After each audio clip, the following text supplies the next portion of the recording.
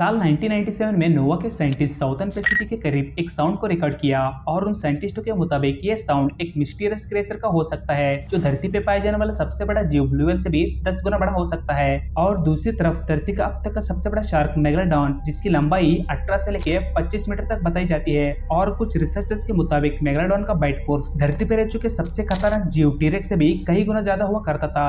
एक तरफ blue whale से भी कई गुना बड़ा ब्लू और दूसरी तरफ अपनी भयानक दांतों से दुश्मन के तो टुकड़े करने वाला मेगालोडॉन। अगर इनके बीच लड़ाई हो जाता है तो कौन जीतेगा, ब्लू या मेगालोडॉन? मेगालोडॉन शार्क आज से करीब 23 मिलियन ईयर पहले समुद्र में राज करते थे। इनके पास 7 इंच से भी ज्यादा लंबे नुकीले दांत हुआ करते थे, जिससे ये 40,000 psi की बाइट फोर्स से दुश्मन के तो टुकड़े कर सकते थे। बात की जाए मेगालोडॉन की लंबाई की तो ये 25 मीटर तक लंबे हो सकते थे और इनका वजन 50 टन से भी ज्यादा हुआ करता था, यानी आज के अफ्रीकन एलिफेंट से 10 गुना ज्यादा।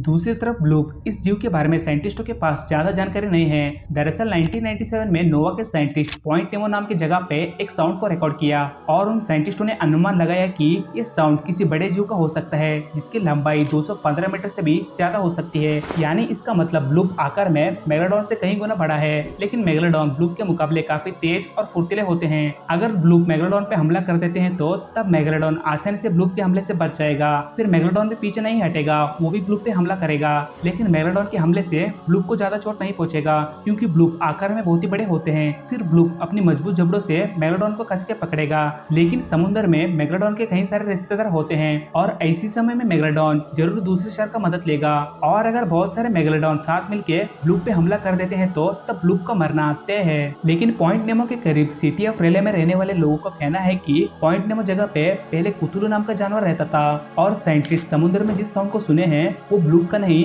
बल्कि इसी कुतुलू नाम का जीव का है। दरअसल कुतुलू एक काल्पनिक मॉन्स्टर है जिसका सिर ऑक्टोपस जैसा होता है और मुंह पे लंबे लंबे मूंछ होते हैं और कुतुलू की ऊंचाई 130 फीट से लेके 160 फीट तक बताई जाती है। और कुतुलू समुद्र के सबसे गहरी जगह पे रहते हैं जहां इंसान को पहुंचना बहुत ही मुश्किल होता है। अगर हम ये मान ले कि वो साउंड ब्लूप का नहीं बल्कि कुतुलू का है तब तो मेगालोडॉन के लिए और ज्यादा मुसीबतें खड़े हो जाएंगे, क्योंकि कुतुलू जैसे विशालकाय दानव को मारना मेगालोडॉन के लिए नामुमकिन सा होगा। लेकिन मेगालोडॉन झुंड बना के ब्लूप पे हमला करते हैं तो तब मेगालोडॉन ही जीतेगा।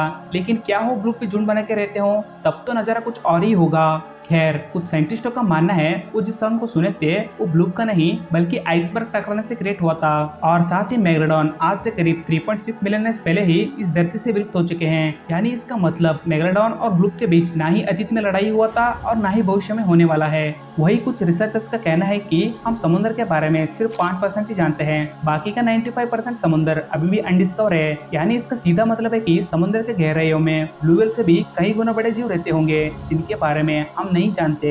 और आपके अनुसार अगर ब्लूप और मेगालोडॉन के बीच लड़ाई हो जाता है तो कौन जीतेगा? कमेंट में अपना राय बता देना। और क्या आप जानना चाहते हो ब्लूप और डंकलियोस्टस के बीच लड़ाई हो जाता है तो कौन जीतेगा? जानने के लिए एंड स्क्रीन पर क्लिक करके देखना। और अगर आपको ये वीडियो पसंद आए तो प्लीज इस वीडियो को एक लाइक कर देना और हमारे चैनल को सब्सक्राइब करके बेल आइकन को ऑल पे क्लिक कर देना ताकि नए वीडियो का नोटिफिकेशन आपको पहले मिले।